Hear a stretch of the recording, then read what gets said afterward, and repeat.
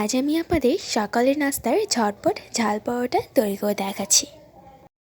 নরম তুলতুলে বেলা ছাড়ে এই ঝাল পরোটাটা তৈরি করে দেখাবো। সকালের নাস্তায় চায়ের সঙ্গে পরিবেশন করতে পারবেন। আশা করছি আমার আজকের রেসিপিটি সকালের কাছে অনেক ভালো লাগবে। প্রথমে একটি মিক্সিং বোলে একটি ডিমকে ফাটিয়ে নিচ্ছি।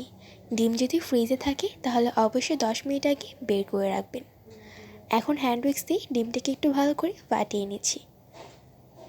অ্যাড করে দিচ্ছি 2 টেবিল চামচ পরিমাণে কাঁচামরিচ কুচি। একটু ভালো করে ফাটিয়ে নিচ্ছি। কোয়ার্টার কাপ পেঁয়াজ কুচি অ্যাড করে দিচ্ছি। আবার হ্যান্ড উইক্স দিয়ে খুব ভালো করে মিশিয়ে নিচ্ছি। অ্যাড করে দিচ্ছি কোয়ার্টার কাপ ধনিয়া পাতা কুচি।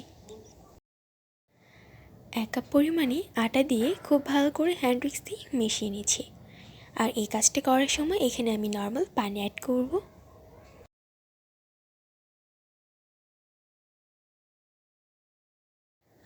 নর্মাল পানি দিয়ে একটি পাতলা বেটার তৈরি করে নিতে হবে।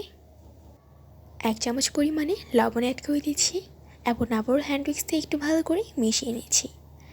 এবং দিয়ে দিচ্ছি 1/2 চামচ লাল মরিচের গুঁড়ো। ব্যাস, আমার বেটার কিন্তু একদম রেডি। এটাকে আমি 10 মিনিটের জন্য রেস্টে রেখে দেব। ফিরে আসবো 10 মিনিট পর। 10 মিনিট পর সরাসরি ফ্রাই প্যানে চলে যাব। মাত্র 10 সেকেন্ডের জন্য ঢাকনা দিয়ে ঢেকে রাখবো। 10 সেকেন্ড পর তুলে নিচ্ছি এবং এখানে 4 থেকে 5 ফোঁটা নর্মাল সয়াবিন তেল দিয়ে দিচ্ছি এবং একটু চেপে চেপে এই পাশ ওপাশ করে লাল করে ভেজে নিয়েছি।